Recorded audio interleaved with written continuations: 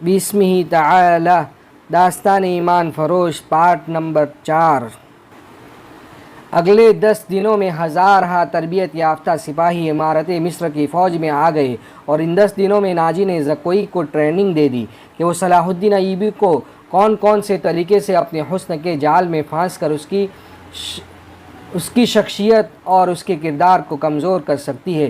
ناجی کے ہمراز دوستوں نے زکوئی کو دیکھا تو انہوں نے بلا خوف تردید کہا کہ اس لڑکی کو مصر کے فرعون دیکھ لیتے تو خدائی کے دعوے سے دستبردار ہو جاتے۔ ناجی کا جاسوسی کا اپنا نظام تھا، بہت تیز اور دلیر۔ وہ معلوم کر چکا تھا کہ علی ابن سفیان صلاح الدین ایوبی کا خصوصی مشیر ہے، اور عرب کا معنی ہوا سراغ رساں۔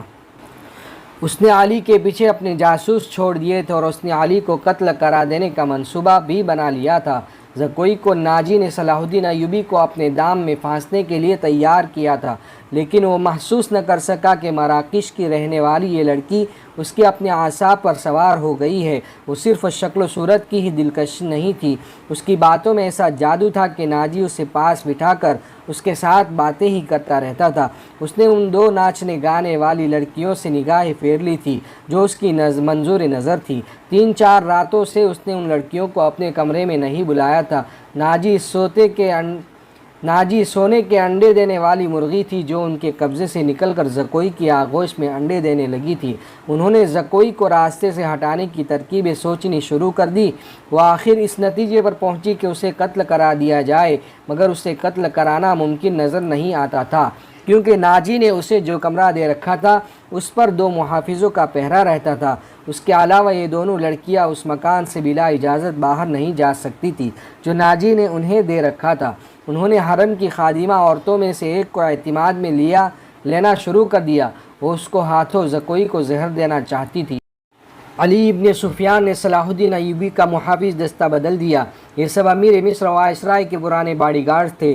ان کی جگہ اس نے ان سپاہیوں میں سے باڈی گارڈز کا دستہ تیار کر دیا جو نئی بھرتی میں آئے تھے۔ وہ جانبازوں کا منتخب دستہ تھا جو سپاہ گیری میں بھی طاق تھا، اور جذبے کے لحاظ سے اس کا ہر سپاہی مرد حر تھا۔ ناجی کو یہ تبدیلی بالکل پسند نہیں تھی، لیکن اس نے صلاح الدین ایوبی کے سامنے اس تبدیلی کی بے حد تعریف کی، اور اس کے ساتھ ہی درخواست کی کہ صلاح الدین ایوبی اس کی دعوت قبول کر لے۔ ایوبی نے اسے جواب دیا کہ وہ 1 دن میں اسے بتائے گا کہ وہ کب دعوت قبول کر سکے گا۔ اس کے جانے کے بعد صلاح الدین ایوبی نے علی ابن سفیان سے مشورہ لیا کہ وہ دعوت پر کب جائے۔ علی نے اسے مشورہ دیا کہ اب وہ کسی بھی روز دعوت قبول کر لے۔ دوسرے ہی دن صلاح الدین ایوبی نے ناجی کو بتایا کہ وہ کسی بھی رات دعوت پر آ سکتا ہے۔ ناجی نے 3 روز بعد کی دعوت دی اور بتایا کہ یہ دعوت کم اور جشن زیادہ ہوگا، اور یہ جشن شہر سے دور صحرا میں مشعلوں کی روشنی میں منایا جائے گا۔ ناچ گانے کا انتظام ہوگا، باڈی گارڈز کے گھوڑا سوار اپنے کرتب دکھائیں گے، شمشیر زنی اور بغیر ہتھیاروں کی لڑائی کے مقابلے ہوں گے، اور صلاح الدین ایوبی کو رات وہیں قیام کرایا جائے گا۔ رہائش کے لیے خیمے نصب ہوں گے۔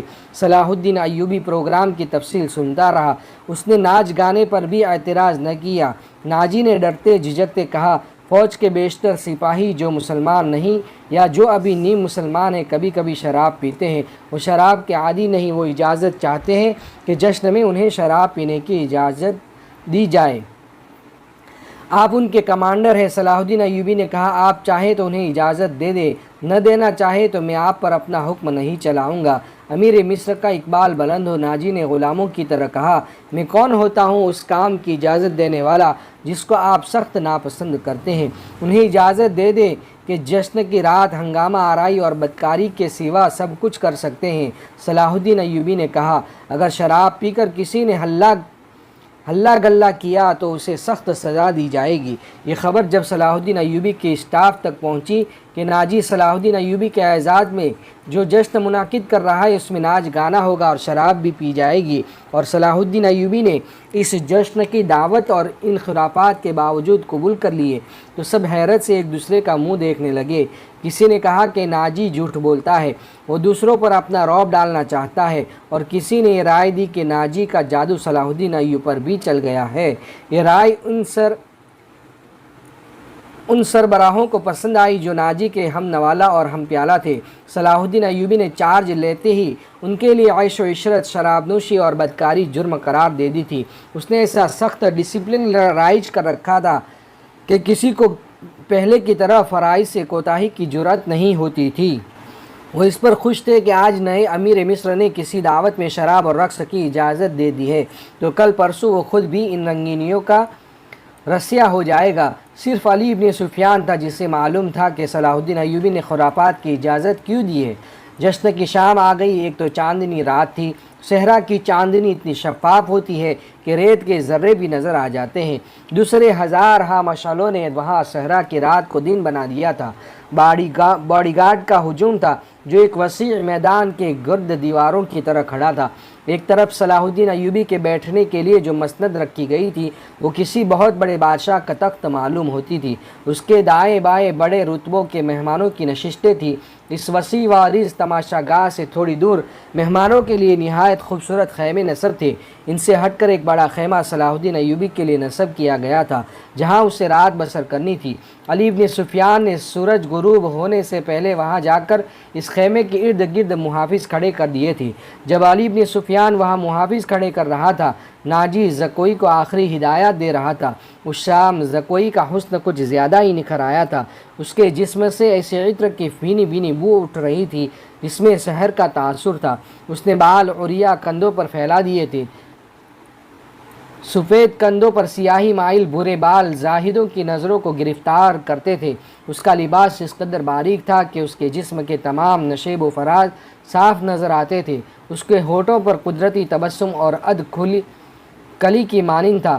ناجی نے اسے سر سے پاؤں تک دیکھا اور کہا، صلاح الدین ایوبی پر تمہارے جسمانی حسن کا شاید اثر نہ ہو۔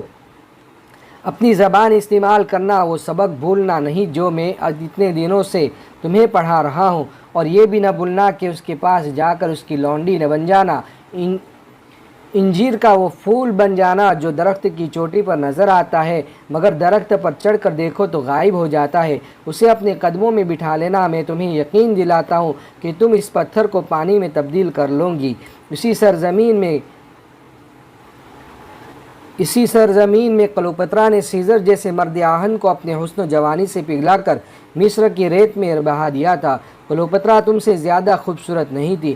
میں نے تمہیں جو سبق دیے ہیں وہ کلوپترا کی چالیں تھیں۔ عورت کی یہ چالیں کبھی ناکام نہیں ہو سکتی۔ زکوئی مسکرا رہی تھی اور بڑے غور سے سن رہی تھی۔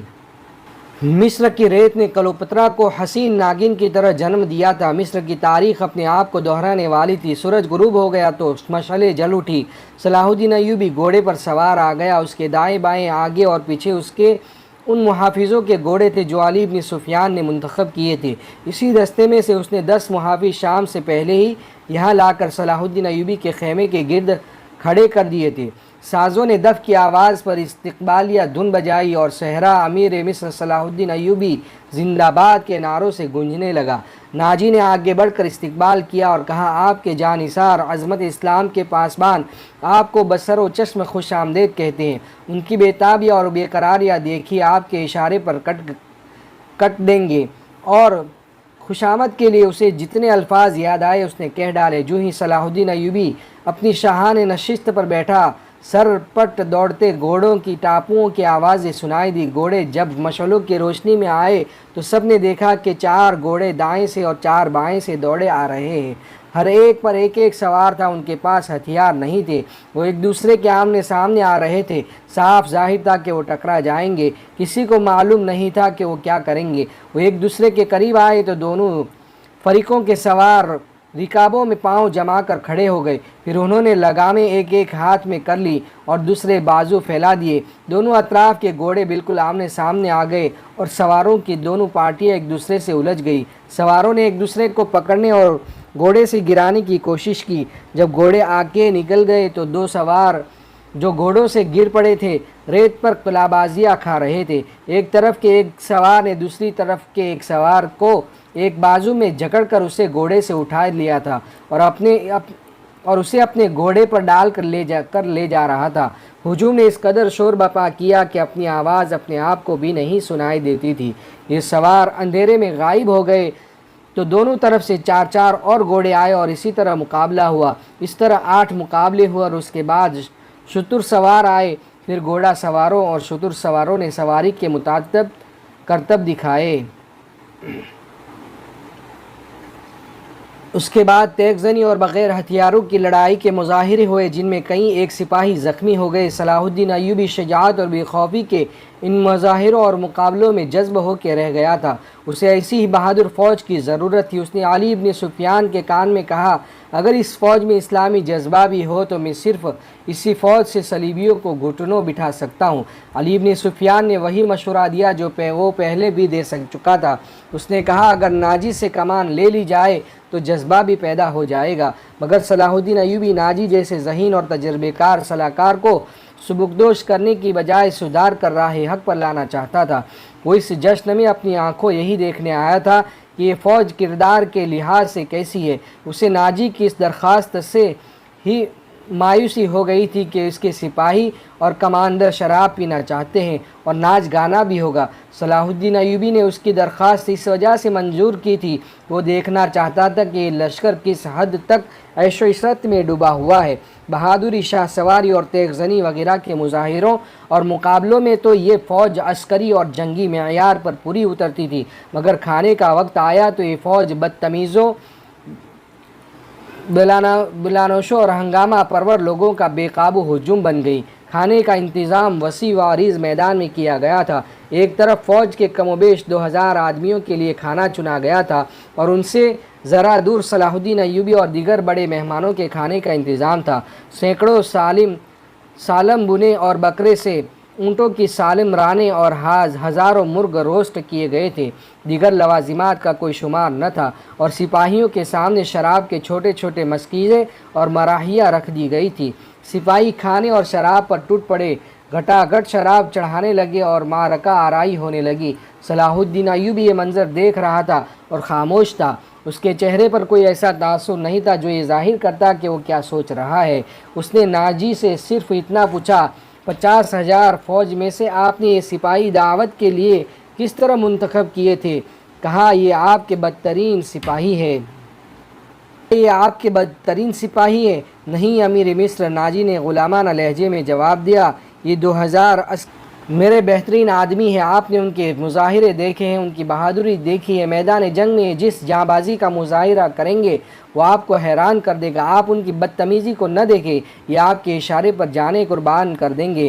میں انہیں کبھی کبھی کھلی چھٹی دے دیا کرتا ہوں تاکہ مرنے سے پہلے دنیا رنگ و بو سے پورا لطف اٹھا لے۔ صلاح الدین ایوبی نے اس استدلال کے جواب میں کچھ بھی نہ کہا۔ ناجی جب دوسرے مہمانوں کی طرف متوجہ ہوا تو صلاح الدین ایوبی نے علی ابن سفیان سے کہا، میں جو دیکھنا چاہتا تھا وہ دیکھ لیا ہے۔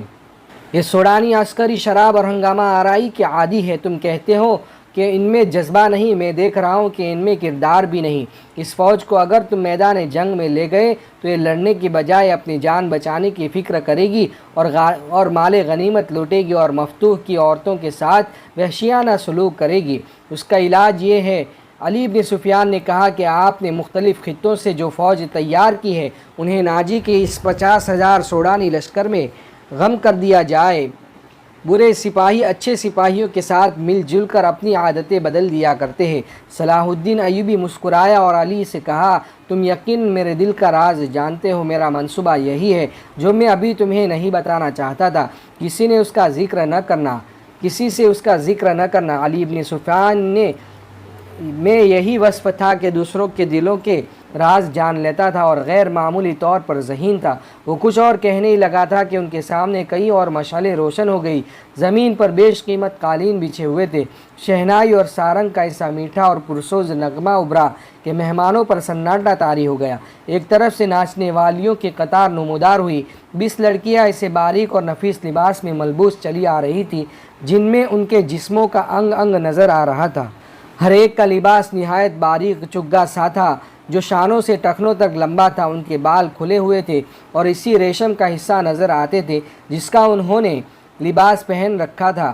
صحرا کی ہلکی ہوا سے اور لڑکیوں کی چال سے ڈھیلا ڈھالا لباس ہلتا تھا۔ تو یوں لگتا تھا جیسے پھولدار پودوں کی ڈالیاں فضا میں تیرتی آ رہی ہو۔ ہر ایک کے لباس کا رنگ جدا تھا، ہر ایک کی شکل و صورت ایک دوسرے سے مختلف تھی، لیکن حسن اور جسم کی لچک میں سب ایک جیسی تھی۔ ان کے مرمری بازو عریاں تھے، وہ چلتی آ رہی تھی لیکن قدم اٹھتے نظر نہیں آتے تھے، وہ ہوا کی طرح لہروں کی مانند آ رہی تھی۔ وہ نیم دائرے میں ہو کر رک گئی، صلاح الدین ایوبی کی طرف منہ کر کے تعظیم کے لیے جھکی۔ سب کے بال سرخ